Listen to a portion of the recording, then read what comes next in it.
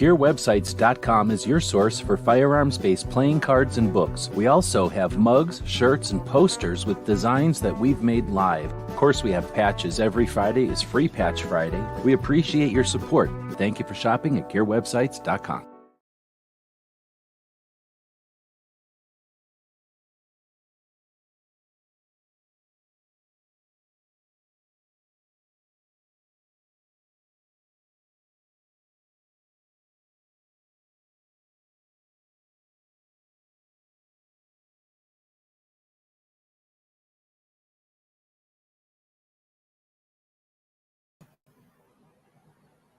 I've got little dude over here editing some videos, but we're going to take some time away from that, and we're going to look at one of our old videos before this dude was even born.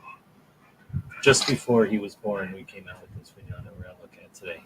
And welcome, everybody.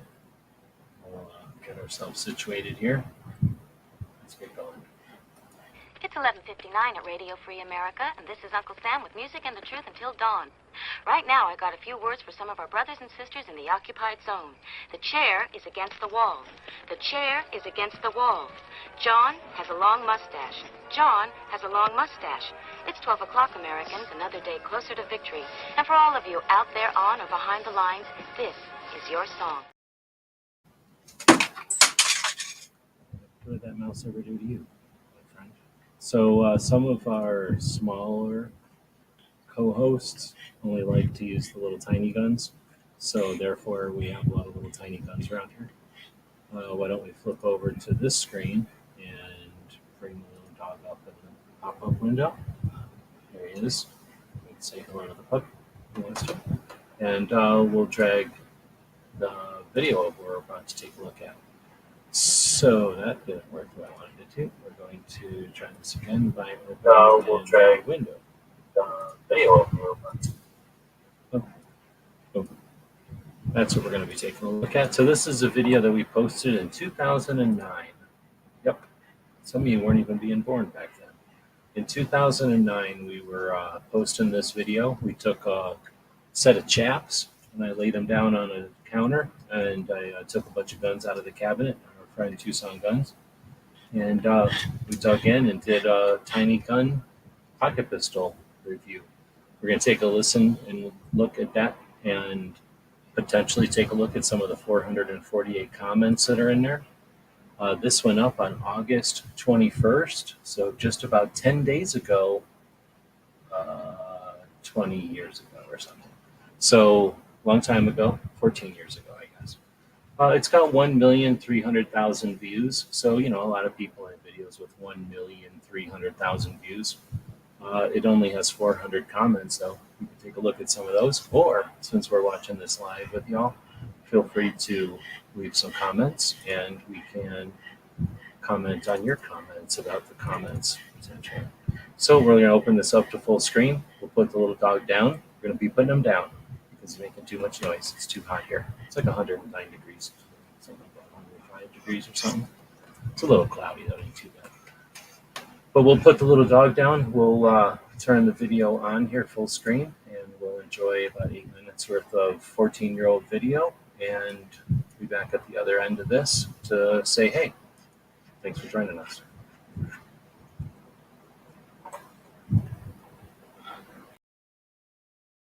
The various options for pocket pistols. Now, these aren't all modern pocket pistols, just the pocket pistols we happen to have available in the video. I'm going to start out by taking a look at the 9 different pistols we've got out here. One of them is a single action revolver. This is a North American Arms 22 short single action revolver. Next to it, we've got 2 different flavors of the Baby Browning, and we've got an FN West Pocket Browning. Next to it here, we've got an Autauga Arms Mark II. Probably saying that wrong. Up above that is a KelTec P32. Next to that one is a North American Arms Guardian 380, and then a Kahr P380. Then over here we've got the KelTec P3AT. There's 9 different pistols, and they represent 4 different calibers. We've got the 22 short, we've got the 25 ACP, the 32 ACP, and then the 380. The ACP stands for Autauga Pistol. That's just to help designate which rounds we're talking about. To kind of compare them, we've got the 22 short, the 25 ACP, the 32 ACP, the 380, and then I brought out some others just to kind of give them some reference. This is a 9mm, so you can see that 9mm really dwarfs a lot of these rounds. Next, we've got the 40 caliber, which makes that 9mm look small, and last up, a 45 ACP, which is a lot of people's preference. And I think if that shows up in the video, you get a pretty good idea of what size we're talking about here. We're talking about some fairly small bullets, some fairly small diameters, some very light bullet weights, but we're also getting the advantages of very small pistols. So kind of setting these back out for reference, and we'll take a look at these different pistols. So we've got the small little revolver, really not effective for defense or anything, but probably it's more of a novelty. Next, we've got the baby Brownings, which are older. I'm not sure the date on these, but It's 1905. in 50s or 60s. They're blowback. They've got magazines. Got the European style magazine release down here. Load up just like the larger brothers. This would be the safety, I suppose. Up for safe, down for fire. Very small, fit in the hand well. But because there's not much recoil, you don't need much more in the hand than that. This one is basically a different flavor. It's also a Browning, baby Browning, but it's nickel instead of blue. This one's on FN Best Pocket Browning. It's very similar. From a few feet away, a lot of people would say it's the same pistol, but it's different. It's got this grip safety, same European style magazine release. Magazine rounds load just like their larger counterparts. This one doesn't have the safety up front, it has the safety in back, sort of 1911 style. And this one's, I'm guessing, a bit older. Thinking this one might be World War II era, but I'm not an expert on these by any means. Next, we've got an Autauga Arms. I'm probably butchering that name. It's just not one that's around anymore, so it's not one I've heard said much. Its magazine release is sort of different. It's over here on the back of the grip, and I'm having a real trouble getting that to even open. I guess you have to pull back. I was pushing like a button, but again, a little awkward. I guess the idea being that you would hold it in your shooting hand, use your offhand. I really have no idea how they came up with that design, but you pull back on that little lever, and it comes straight. It's a 32 ACP. Again, it loads a lot like the others. Has some fairly substantial holes here to give you an idea how many rounds are left in the magazine. Blowback, as most of these are, and kind of a unique shape. Larger trigger guard than some of these smaller ones, but kind of a blocky, wide gun compared to this other 332, which is the KelTec. Now the KelTec in 32 has the feature of staying open on an empty mag, which the 380 doesn't offer. Again, it loads just like in a modern pistol. This one has a more modern feature, or more popular feature of having the magazine release here at the back of the trigger guard. It's fairly narrow, just a bit more narrow than even the P38 or P3AT, more narrow than that Kahr. Definitely, as we saw, more narrow than its other 32 out here. Now we get into the 380s, and in the 380s we've got the North American Arms. So the same company that builds this North American Arms for single action. Again, a blowback 380. This one has holes and numbers on both sides, which makes it easy to deal with. Easy to see, easy to load. Magazine release is metal, not polymer, so it's very easy to push. Magazines load very easily. The floor plate on the magazine has that lip, so you can get a pretty decent shooting grip onto it. Large trigger guard, fairly smooth down here, very comfortable pistol. There's worse 380s and there's better 380s, but this one's definitely a decent 380. It's fairly substantial because it's a metal frame. Going down to the Kahr 380 or 3P380. Again, Easy to remove magazine. Polymer, but very very easy. It's basically drop free. Slide locks back on an empty magazine. So that means as you're shooting on the last shot, your slide will lock back. It's got the decent sights, probably out of all the pistols on the table. This one has the best sights. This is probably my favorite of all the pistols on the table, but it's also probably the newest of all the pistols on the table. So it's had the advantage of seeing what people are looking for in a pistol, and they were able to add that to their design. Last up is the KelTec P3AT. It's a very popular pistol, and again, magazine release on behind the trigger guard there. Loads just like all the others. There's holes but no numbers to tell you how many rounds are in the magazine. No bolt, no slide, hold open. So your last shot, you really don't know. Very crude sights compared to the Kahr. Again, these are definitely preference for people.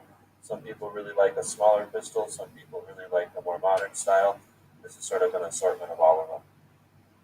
So that's just some options for a small pocket-sized pistol.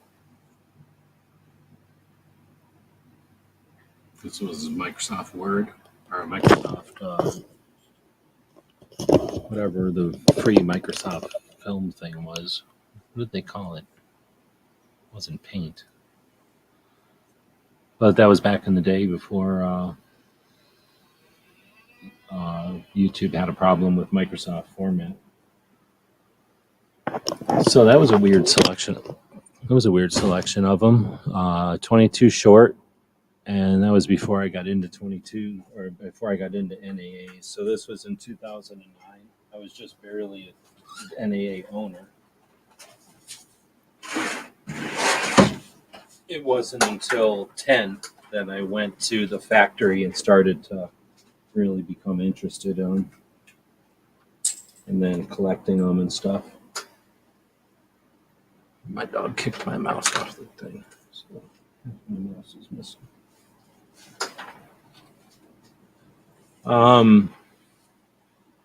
Let's see what's happening out here. Thanks everybody for joining us live. I guess you don't need to look at this anymore. I'll just pull this off of the screen. We don't need it, I don't think.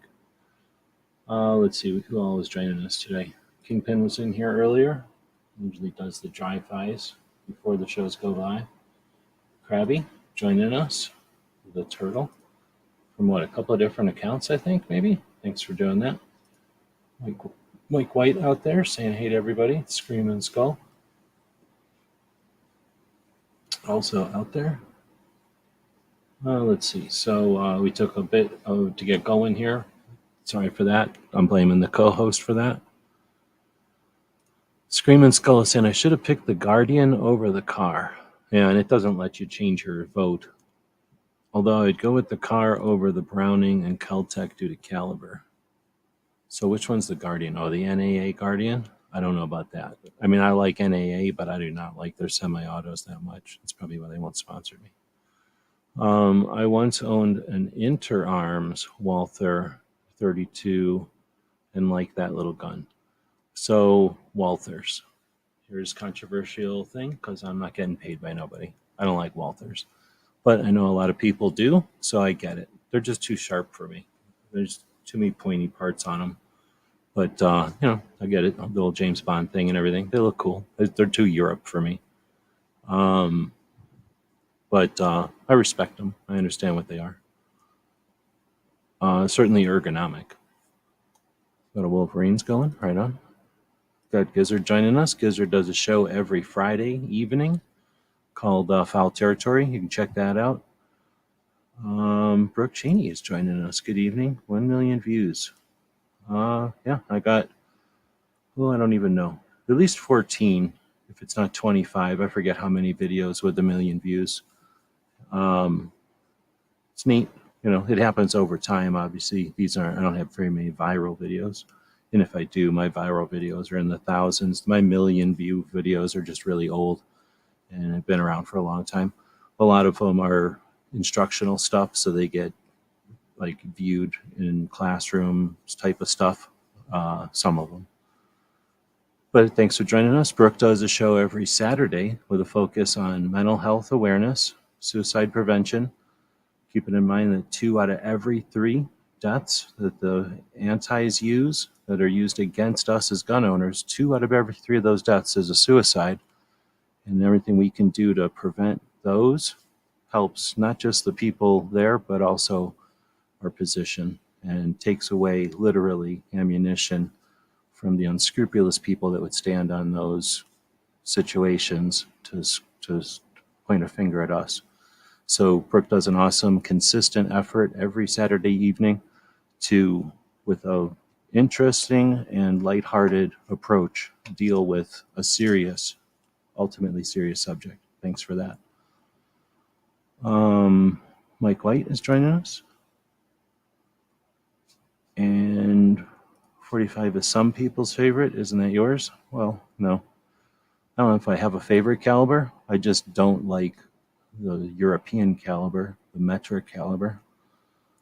2A advocacy, I thought the same. I can understand. Oh, you're talking about the sound. That was in 2009. That was taken with probably a Kodak digital camera. I remember when I first started, so 2009 is when I first started YouTube. So I first started YouTube with I think maybe a 1 megapixel or something, an 8 megapixel, some like single digit megapixel camera, and it could do 30-second videos. So if you go look at the first videos on the channel, they're 30-second videos, or stuff that I made on the computer, because I didn't have a camera that could take a longer than that.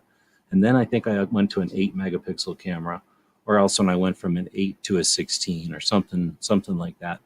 Whenever those first cameras got upgraded, I finally had video. And then once I could do video, I think I could do up to the limit of the card. So all of a sudden I could do a few minutes worth of video.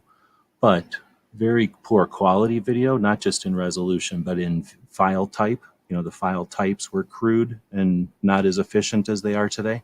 They lost resolution in all of their quality because of the type of files they were. And then, the camera could only do so much. So those were digital cameras that I was doing burst digital video on. It wasn't until 10 or 11 that I started buying actual video cameras. That's when I started making money, like in 10 or 11. Whenever I started making money with YouTube, that's when I was like, oh, okay, I'll buy cameras now. But yeah, I appreciate it. It's like looking at old black and white movies, part of it is looking at the tech. And, I was also commenting that I was flipping that stuff upside down half the time because, I didn't care. I just had the camera pointed down from a tripod at the counter, and I was standing on one side of the counter and I had the guns all lined up for the camera. But when I picked them up, I just started fiddling with them.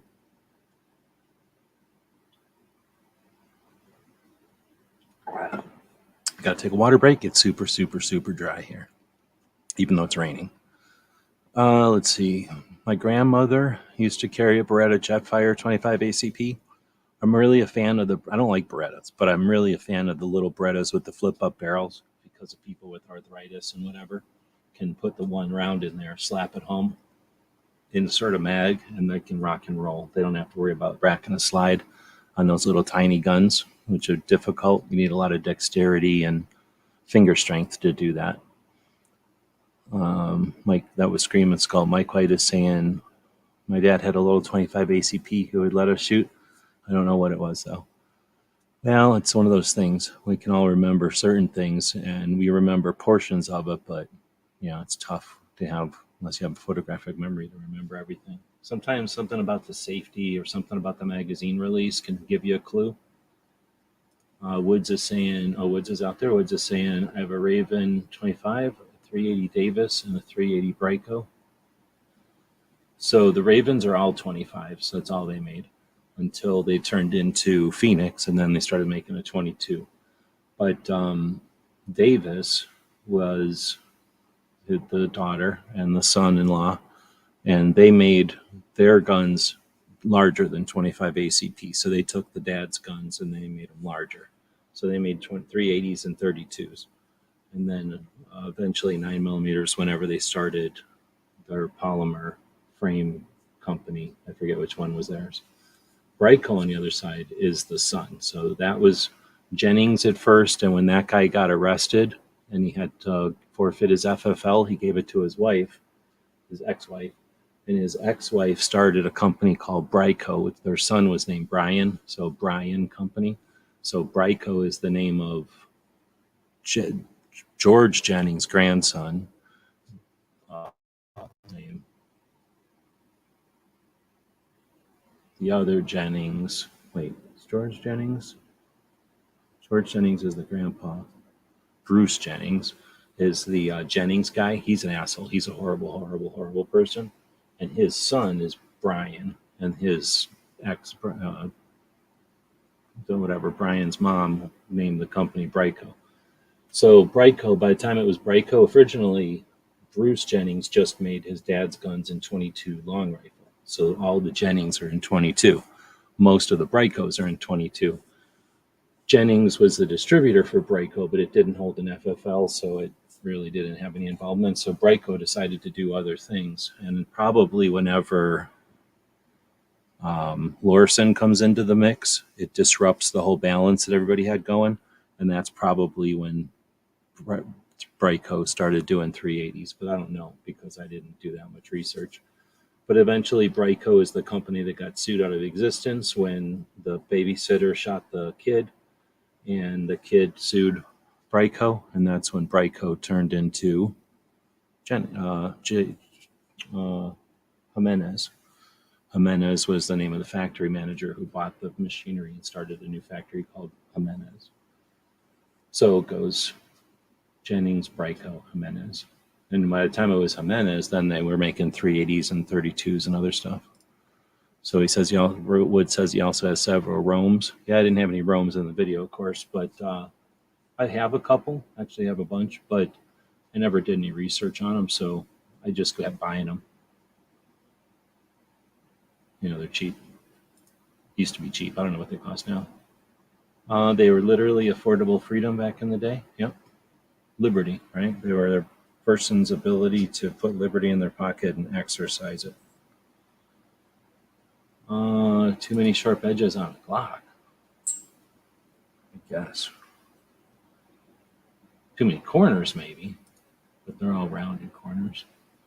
Quality revolvers equal rounded edges, probably. Well, thank you for the show all the time. Really appreciate it. Those guys are out there again with the show on Fridays. Woods, regular guest and contributor to many of the shows that we've mentioned.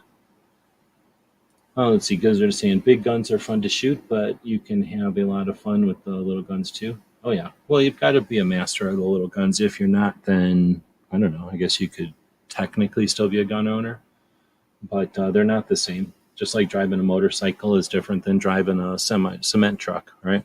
So driving a little tiny MG convertible is going to be different than driving a big Cadillac, some other, whatever the name of the big Cadillac is.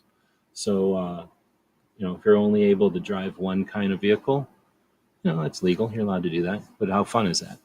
And how useful is that? What if you've got something that happens and somebody throws you their backup gun and it's tiny? Are you useless? You have to wait until there's a larger gun available. So, just being capable, just being able. Now, here's the trick about the little guns. They're rarely available for rent, at least in my experience. Normal size guns, large guns, race guns, sometimes guns from movies or video games and shit like that.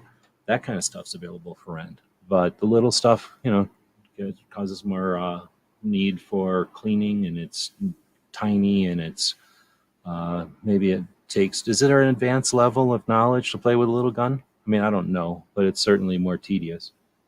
And they have different manuals of arms. Often they're blowbacks, and people aren't used to that. So for that reason, you don't really get to rent little guns too often. Let's see. Roll Call was covering some of the Ring of Fire guns earlier this week. Yep.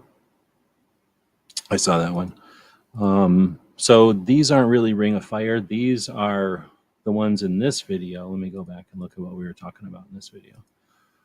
We have essentially remember, this video was made in 2009. So I guess I'll go back to looking at the screen so it's less boring. But in 2009, the 380 revolution was kind of happening, but it had not. It was certainly before any kind of 9mm craziness. Everybody was in 2009 still. They tried to push through 32 H&R Magnum. They tried to make J frames with 6 shots with 32 H&R Magnum, and that was going to be the game changer. So in SHOT Show 2006, 7, and 8, there was a lot of like, who's going to make J frames with 6 shots in them? You know, now we're going to have J frames that have an extra bullet just because of this super capable 32 H&R Magnum. And a couple of companies made one, and then I think a lot of companies said, "Oh, we got all the time in the world. Assault weapons ban just ended. Let's do something else with our time." And then KelTec had a 32, KelTec had a 380, and then Kahr comes along and says, "You know what we can do? We can make a little tiny 380, kind of like our 9s." And that's what I explained in this video, that all of a sudden when this video was made, all of a sudden little tiny guns went from let's put one together and who cares how we make it because nobody cares, to why don't we put one together for people that are into carrying defensively? And all of a sudden, then all the manufacturers said, "Oh, wait a minute, all we got to do is retool our guns, our little ones, into a carry gun in 380? Well, we can do that." So soon after this video, you started to see little shields and all kinds of other crap come around that were 380s. And then Glock was upset because they couldn't import a 380, so they started making it possible to import a 380 or to create a 380 here. But then here's what happened. This is the worst part of this whole thing. Everybody was like, "Oh, we just designed a 380, but wait a minute, if we make it even weaker, if we make it an even more fragile gun, we can just make it 9mm. So they did, and all of a sudden there was a useless overproduction of 9mm tiny micro guns everywhere, and all the 380 guns just were like worthless. So a bunch of people had just bought 380s. Then the 9mm came along and ruined everything, and then everyone said, "Oh, we got to have little tiny 9mm now. That's all that matters." So everyone put all their attention ever since then into making those little 9mm good. And at first they sucked, so they had to make them good first. And now, you know, we live in that horrible wasteland of aftermath of all that. So what we're looking at in this video is the lack of consistency, because in 2009, who was concealed carrying? In 2009, there was 8 states with constitutional, 8 states with concealed carry. Am I crazy? Yeah, 8 states with concealed carry. No. It might have been 8 states. No, it was 8 states with concealed carry, because we didn't even have constitutional carry yet. This was before states even started getting constitutional carry. Like Alaska had constitutional carry and Vermont had Vermont law. But this was before anybody even considered most of the country would be carrying concealed. Oh, well, I guess I got to get going because I got to go on to Yankees chat. I missed that one for like 5 times in a row already. All right. Well, let's see.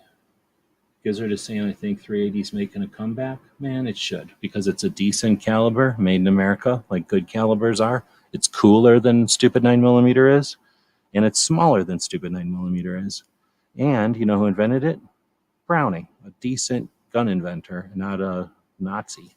So, yeah, it would be awesome if 380 made a comeback. But is it? Probably not, because of the 9mm pays people to like it. You can get paid to like 9mm if you didn't know that.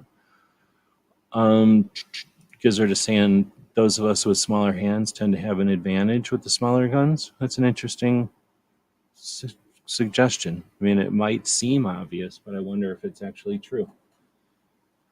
Let's see. Roy is saying with his what is it called? Member chat? I don't know what it's called, but essentially being a channel member. Thank you very much. And you can use like free super chats when you're a channel member, by the way. Thanks for that. Love the videos about the tiny guns and Saturday Night Specials, or something I never see in California. That sucks, dude. Yeah, one of the reasons I even started doing videos in the first place was so that I could show stuff to my friends back home. That was back east. And then right away, most of my views would always come from California, Texas, and like other countries back in the old days. So I realized right away that people that were not able to go to the store and fiddle with this stuff appreciated just somebody fiddling with it and chatting about it. That's all I tried to do. We had them prior to 65. Had what? I don't know. I missed something. Let's see. Sorry, I missed it. Okay, I don't know what you guys are talking about. I don't know what you're talking about here, but I could do this. Oh, yeah. Think of them spicy French fries. If you look underneath your seat, we knew that you'd be watching this show. We arranged to have some hot, spicy French fries underneath your seat. Just rummage around underneath your chair. You're going to find some hot, spicy French fries under there. You're welcome. If they're not there, then look around, because we arranged to have them there. We spent good money to have them there. Somebody probably ate them, so look around and see who looks guilty. If they got any kind of savory spices all around their fingers and mouth, then that might be the person who ate your spicy French fries. Missouri was around 8th in constitutional carry in 2016, and I believe you were 11th in concealed carry in 2011, FYI. I only know that because I just filled out the calendar, and that anniversary either just passed or is about to come up. I don't know. But yeah, so this was a video filmed essentially before concealed carry was much of a thing. Most people that were concealed carrying were either just doing it because it was a misdemeanor, or if you got in trouble for it, or would conceal carry on their property, which, you know, back in the day, we just put a gun like this in our pockets, or maybe in a pistol, in a pocket holster. I have my Ruger LPC. That's the little pocket carry. What does LPC stand for? I forget. Everywhere but school. And now I forgot about the Rugers. I don't think the Rugers existed yet, but soon after this, KelTec's thing expired, and that's when Ruger forked KelTec's design and made the little Ruger design, which was more ergonomic and smooth. And a bunch of people hate texture, so they went with the Ruger right away. Let's see. The dog ate him. Oh, well, it's probably not a good idea because they're not going to be good for a dog, depending on how big the dog is. But with that, we're going to end this one. I got to go hang out with Yankee and Matt. And then if you want to listen to, what's that other show? Gear Report, they're going to be live tonight. I think Barbecue is doing a show. Is that even legal? He said he was not doing shows anymore, and all of a sudden he's doing shows on Thursday again. Whatever. So let's take a look at the poll. We have a bunch of votes. And who do you think is winning? Well, we have the Baby Browning and 25 ACP, the original gun that the 25 ACP was invented for, by Browning, who invented both the caliber and the gun for it. The Kahr P380, right, which we showed in the video here, the green one. The NAA Guardian 380. I don't know, did I have one of them in the video? Is that one at the top there? But the Guardian 380 or the KelTec P32. Wait, what am I saying? The Kahr P380 is the one that's two-tone at the bottom of the screen in the video, which is a really well-made car. The KelTec is not such a fancy pocket pistol, and the 32 is the gray one in the video, the gray KelTec, and the 32 differentiates from the 380, not just in the caliber, but because there's a lock back. The slide will lock back on an empty magazine on the 32, and I guess they couldn't cram that into the 380. So those are the four options. We had a bunch of votes, and NAA Guardian came in last, which is fine because it's a goofy gun with a goofy manual of arms. It's neat if you like metal guns, and it's made in Utah, which is fine. I've met the people that make them. I really like them. I definitely like the little revolvers, but the manual of arms is a no-go for me. Then you've got the then the KelTec P32. Well, people hate KelTec. Did you know KelTec moved to Wyoming? Pretty freaking cool. So I don't know if they're also in Florida now or if they're just picked up and moved. I'm not paying attention, but pretty neat. Anyway, people hate KelTec for whatever reason. I like KelTec. They're not my favorite company, but certainly right up there. Super innovative, interesting company. Ran right into polymer and went with it, while a bunch of other companies are scared of polymer still. Anyway, it came in third. Then we've got the Baby Browning, the original gun made by Browning, disgracefully coming in second with 27% of the vote. And then the Kahr. Does anybody know the story, the history of the company Kahr? I mean, I guess we don't have to bring it up, but at the same time, is it right for it to win? A 380 Kahr winning over the Baby Browning and 25 ACP? Ugh. I mean, it's an okay gun or whatever.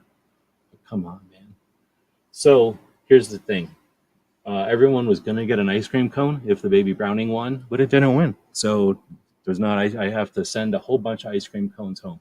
I don't have that much time before the next show starts, so I got to end this one, make a bunch of phone calls. The ice cream's probably going to melt. I'm just saying. It's probably going to melt. I had figured everyone was going to vote for a decent American caliber. So, I just went ahead and had the ice cream deliveries, sent out. But luckily, Amazon does a free refund on all ice cream deliveries. So go check out my Amazon. Go check out Gizzard's Amazon. I think we both have links to the free Amazon delivery or free ice cream deliveries. It's kind of like Prime, except it's ice cream Prime. Just dig around in there, buy a bunch of stuff, and they'll probably offer you ice cream Prime. I don't know how sure it works, but with that, we'll end this one. We do have a store. I owe Brooke a bunch of stuff. I'm trying to get to my posters. My posters are now made about an hour north of here instead of in California, but my van keeps breaking down. So I have a new belt coming tomorrow. I'm going to put the new belt in the van, and if that works, then I'm going to go get up and get them posters, and then everybody gets their posters. But right now, essentially, I keep selling posters, and then I don't have the posters. So it's not necessarily a scam, but I don't actually have the things I'm selling. So when I get those, things will be sent out, and everyone will get their posters. But I appreciate the people buying posters over at the store. Don't expect your posters right away if you buy a poster. But if you go over and buy anything else, you'll get it sooner than later. So appreciate the people that buy stuff, just like our Patreons, just like our channel members. They make it possible for us to do the stuff we do, not just on the social media, but over on the, the internet, the thing. We have quite a few projects going on in different ways over there, and we'll be back tomorrow with a wrap up just after Gizzard show. We'll be back wrapping up the week with a focus on 2A. Let's see. Would it be fair to call the dealer that you purchased a used car from a used car salesman? Well played, Gizzard. Well played.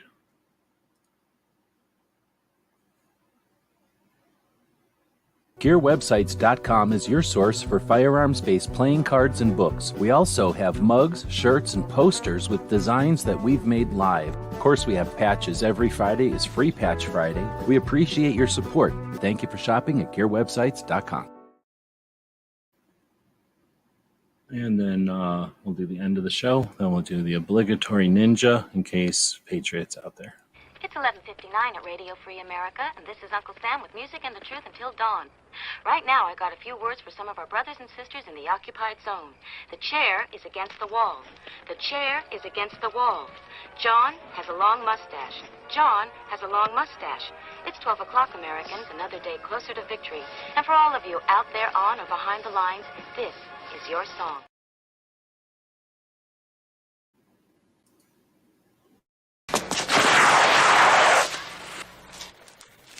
Cheat.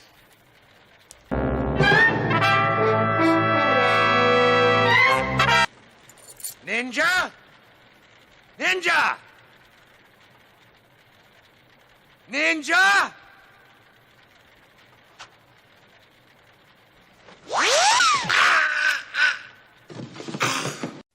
It's 11:59 at Radio Free America, and this is Uncle Sam with music and the truth until dawn. Right now, I got a few words for some of our brothers and sisters in the occupied zone. The chair is against the wall. The chair is against